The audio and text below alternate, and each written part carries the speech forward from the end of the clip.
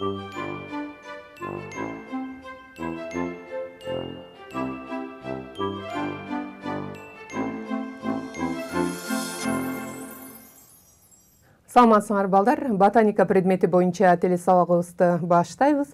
Сабакка даяр болсоңор, анда дептериңерди ачып, бүгүнкү сабактын темасын жазып алсаңар болот. Бүгүнкү сабагыбыздын темасы маданий өсүмдүктөрдүн келип чыгышы жана таралышы сорттор деп аталат. Сабактын жүрүшүндө силер маданий өсүмдүктөрдүн келип чыгышы жана көп түрдүүлүк борборлору, ошондой эле маданий өсүмдүктөрдүн биргелештиги, таралышы жана андагы отоо чөптөр, селекция илими, анын ыкмалары, ошондой эле сорттор тууралуу билимдерге ээ болосуңар. Адам баласы дегеле жаралгандан тартып эле өсүмдүктөр дүйнөсү менен тыгыз байланышта болуп келген. Өсүмдүктөрдүн аш болумдуусун же уулуу эместерин жеп, алар аркылуу тиричилик кылып, ал эми уруктары түшүп өнүп калса, алардан түшүм алганды да билишкен. Демек, байыркы кезде эле адамдар жапайы өсүмдүктөрдөн маданий өсүмдүктөрдү алышкан десек болот. Айталы, төмөндөгү сүрөттөшкө жакшылап көңүл бөлсөңөр, жаныбарлар да турат, өсүмдүктөр да турат. Демек, адамдар өсүмдүктөр менен жаныбарлар дүйнөсү аркылуу тыгыз байланышта болуп келген. Мисалы, жапайы жандыктарды колго үйрөтүп, бакма жандыктарды алса, ал эми жапайы өсүмдүктөрдү колго эгип, алардан маданий өсүмдүктөрдү алышкан. Же болбосо төмөндөгү байыркы сүрөткө деле көңүл бөлсөңөр, бул жерде адамдар тек гана өсүмдүктү гана өстүргөндү билбестен, ошол эле кезекте жерди иштетип, которуштуруп, айдап, жерге же топуракка мамиле кылууну да билишкен. Демек, байыртадан эле айтылган сөз эмнени эксең, ошону аласың деген сөздү булар далилдеп отурат. Эми биз ушул жапайы жана маданий өсүмдүктөрдү айырмалоо үчүн бир нече жапайы өсүмдүктөргө жана маданий өсүмдүктөргө кайрылып көрөлү. Мисалы, какым, баардыгыбыз билебиз, бул жапайы өсүмдүк. Жоок азындагы жапайы өсүмдүк. Ал эми долоно дагы, ошондой эле беде дагы жапайы өсүмдүк болуп эсептелинет. Эмне үчүн буларды жапайы деп атабыз? Себеби булар адамдын кийлигишүүсүз эле өзүнөн өзү жылга өсүп, тукум калтырып келет. Ал эми маданий өсүмдүктөр болгон, мисалы, бадыраңды алып көрөлү, же сабиздин ар кандай сорттору, же буудайдын ар кандай түрлөрү, же алмурутты алалы. Булардын баардыгы маданий өсүмдүктөр. Себеби буларды адамдар колго эгип, алардын тиричилигин адам башкарат. Жана бул өсүмдүктөр белгилүү бир чарбалык мааниге ээ. Мисалы, бири дарылык касиетке болсо, биринен аш болумдуу заттарды алабыз, же болбосо биринен ун алабыз, биринен шир алабыз. Демек, маданий өсүмдүктөр белгилүү бир белгиге же касиетке ээ болот экен. Биз азыр жапайы өсүмдүктөрдөн маданий өсүмдүк кантип келип чыккандыгын кароо үчүн капусталарды мисалга алып көрөлү. Бул качандуу капуста. Ал эми бул капустанын сорту Брюссель деп аталат. Ал эми бул алдыбызда турган капуста гүлдүү капуста деп атап коебуз. Ал эми бул брокколи деп аталган капуста. Кийинки капустанын сорту кальраби деп аталат. Булардын баардыгы маданий өсүмдүктөрдүн түрдүү сорттору, тактап айтсам капустанын сорттору. Бирок ушул маданий өсүмдүктөрдүн түпкү теги жапайы капуста. Башкача айтканда, жапайы бир жылдык капуста ушул жердеги баардык капусталардын, тактап айтсам, маданий сорттогу капусталардын түпкү теги болуп эсептелинет экен. Демек, жапайы өсүмдүктөрдөн маданий өсүмдүктөр келип чыккан экен. Маданий өсүмдүктөрдү алууда, алардын келип чыгыш борборлорунун көп түрдүүлүктөрүн аныктоодо түрдүү окумуштуулар салым кошкон. Алардын көрүнүктүүсү Николай Иванович Вавилов болуп эсептелинет. Ал өзүнүн жашоосунда селекция илимине болуп көрбөгөндөй салым кошкон десек болот. Себеби ал дүйнө жүзүнө экспедицияга чыгып, бул жол менен 180 экспедиция жасаган дүйнө жүзүнө, мынакей ошол жерлерден түрдүү өсүмдүктөрүн, уруктарын жана мөмөлөрүн алып келип, алардын негизинде маданий өсүмдүктөрдүн көп түрдүүлүк жана келип чыгыш борборлорун аныктаган. Анын негизинде маданий өсүмдүктөрдүн борборлорун 7ге бөлгөн. Азыр биз жандуу тасманын жардамы аркылуу ушул Вавиловдун эмгектерине токтолобуз. Тактап айтсам, өсүмдүктөрдүн келип чыгышы жана алардын көп түрдүүлүк борборлорун жакындан карап көрөлү. Маданий өсүмдүктөрдүн келип чыгышы жана көп түрдүүлүк борборлору. Жалпы жонуна маданий өсүмдүктөрдүн борборлорун ал 7 борборго бөлгөн. Биринчиси Түштүк Азия тропиктик борбор. Бул жер негизинен баклажандын, бадыраңдын, бал камыштын, күрүчтүн жана ошондой эле бир топ жашылча жемиштердин борбору деп аныкталып, жалпы жонунан маданий өсүмдүктөрдүн 50%-нын борбору деп эсептелинет. Ал эми Чыгыш Азия борбору. Бул жерде соя, тару, алча, кара өрүк жана башка жашылча жемиштердин борбору катары эсептелинет. Болжол менен маданий өсүмдүктөрдүн 20% ушул борборго туш келет. Ал эми Түштүк Батыш Азия борбору. Бул жерде буудайдын ар кандай түрлөрү, сабиздин, сарымсактын, жүзүмдүн борбору катары эсептелинет. Жалпы жонунан маданий өсүмдүктүн 14% ушул борбордон келип чыккан деп аныктаган. Ал эми Абиссиния борбору болсо, бул кара буудайдын, ошондой эле бир топ жашылча жемиштердин борбору катары эсептелинет. Жер ортолук деңиз борбору капустанын, кант кызылчасынын, башка кызылчанын, ошондой эле сабиздин жана тоют өсүмдүктөрдүн борбору катары эсептелинет дагы. Жалпы жонунан маданий өсүмдүктөрдүн 11% дал ушул борборлордон келип чыккан деп эсептейт.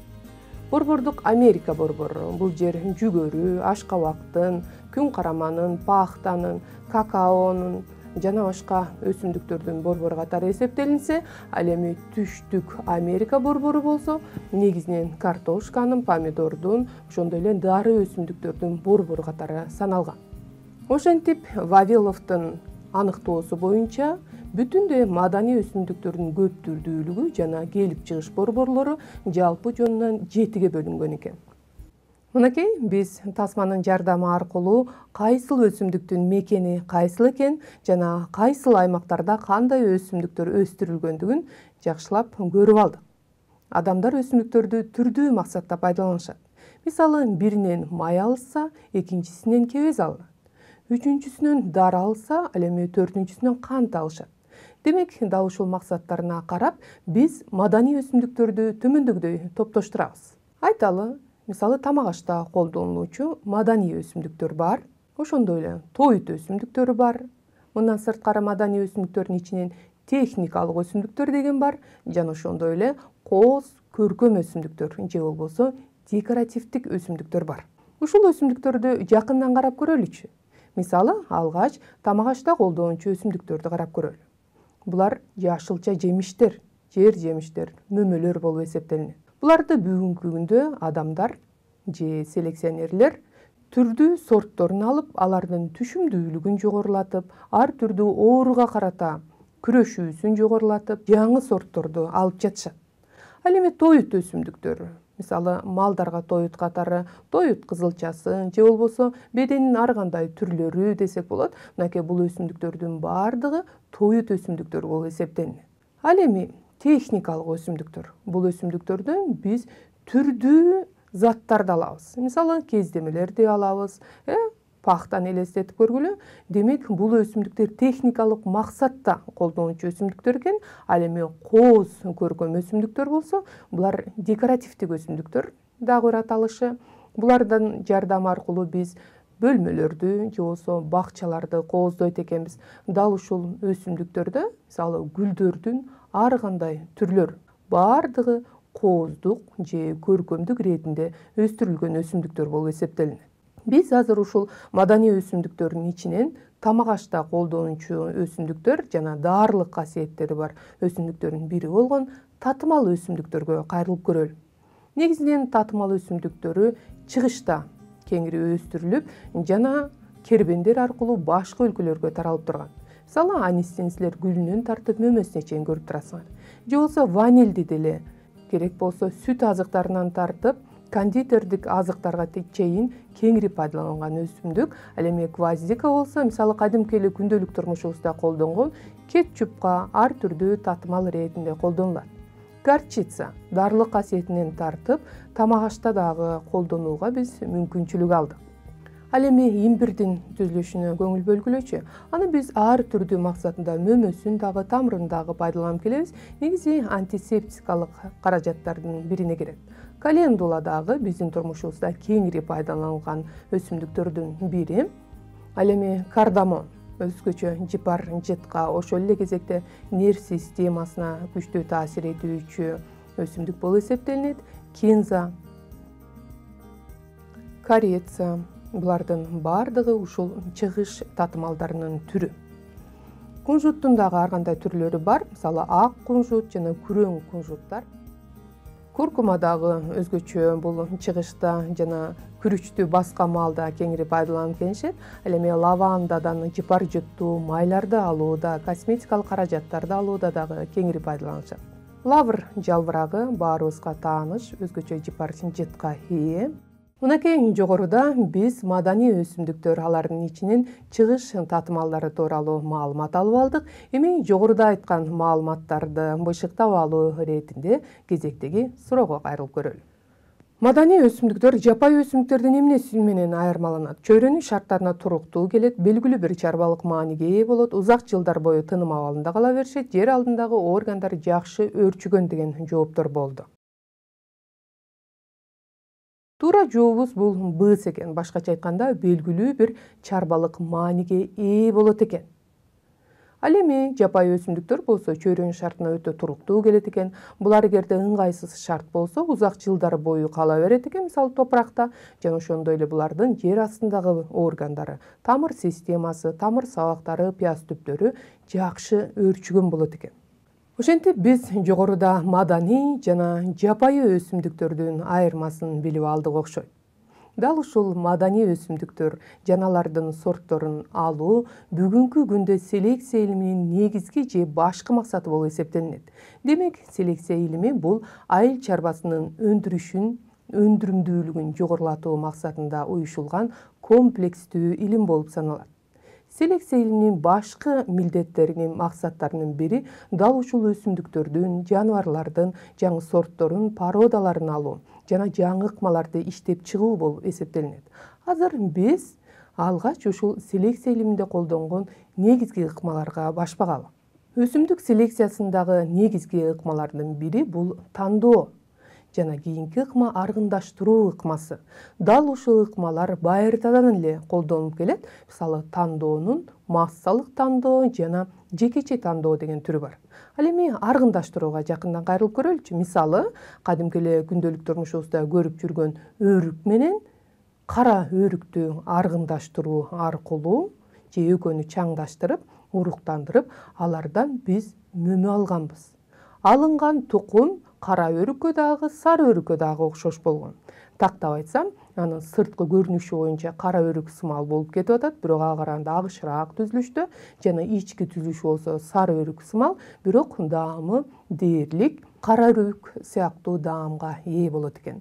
Дал ушул аргындаштыруу ыкмасынын жардамы аркылуу, мисалы суукка чыдамдуу өсүмдүк менен түшүмдүү өсүмдүктү аргындаштырып, эки белгини бир гибридке кошо алат экенбиз.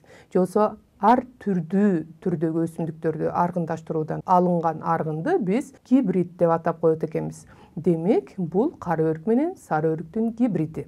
Эми биз ушул өсүмдүк селекциясындагы ыкмалардын бири болгон тандоого кайрылып көрөлү.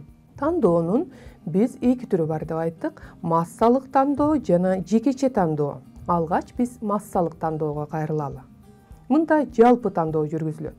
Башкача айтканда, өсүмдүктөрдүн арасынан кубаттуу өөрчүгөнү, жалбырактары, мөмөлөрү, түшүмү чоң болгондорун, же болбосо көркөм өсүмдүктөр болсо кооз, гүлдөрү түстүү болгондорун биз массалык түрдө тандап, алардан тукум алып келет экенбиз. Ал эми жекече тандоодо башкача. Массалык тандоого караганда жекече тандоодо натыйжалуу болот. Себеби биз жекече организмди бөлүп алып, анын белгилүү бир касиетине басым жасайбыз. Мисалы, капусталарды өстүргөндө дагы, анын жаңы сортторун алганда дагы дал ушул жекече тандоону пайдаланышкан. Мында ушул капусталардын ичинен качаны чоңун тандап алган. Андан соң ушул качаны чоң капустадан урук алып, аны эгип келишкен. Анын кийинки тукумунда дагы карап, качаны чоңдорун алган. Ошентип отуруп, баарынан качаны чоң капуста алынып, капустанын качандуу сорту алынган экен. Демек, өсүмдүктөрдүн селекциясында тандоо ыкмасынын жардамы аркылуу биз каалагандай белгиге ээ өсүмдүктөрдү ала алат экенбиз. Маданий өсүмдүктөрдүн сортторун алууда Мичурин дагы болуп көрбөгөндөй салым кошкон. Ал өз кезегинде мөмө бактардын бир топ жаңы сортторун алган. Мисалы, бул Белфлёр китайка деп аталган алманын жаңы сорту. Муну ал Белфлёр алмасы менен китайка деп аталган эки алманын сортун арыгындаштырып туруп, анан жаңы сорту алган. Алынган арыгын ушул Орусиянын шартында же болбосо суук аймакта өсүүгө ыңгайланышкан сорттогу алма болгон. Бирок биз билгендей, ар бир маданий өсүмдүк өз алдынча же жалгыздап жашабайт. Алар биргелештикте жашашат. Биз буга чейин табигый өсүмдүктөрдүн биргелештигин билебиз. Эми биз маданий өсүмдүктөрдүн биргелештигине кайрылып көрөлү. Башкача айтканда, табигый биргелештиктен маданий өсүмдүктөрдүн биргелештиги кандайча айырмаланат экен? Маданий өсүмдүктөрдүн биргелештиги же болсо жасалма биргелештик деп аталат. Эмне үчүн жасалма? Себеби адам тарабынан адам өстүрүп, өзү колго жасайт. Адамга керектүү белгиге, касиеттерге ээ өсүмдүктөрдү биз өстүрөбүз. Керек болсо алардын жыштыгын да өзүбүз аныктап, белгилүү бир аралыктагы жөөктөрдү салабыз. Маданий өсүмдүктөрдүн биргелештиги табигый өсүмдүктөрдүн биргелештигинен айырмаланып, түр жагынан жарды келет. Жана биз алардын тиричилигин башкарып турабыз. Каалаган маалда кыркып, каалаган маалда өстүрөбүз.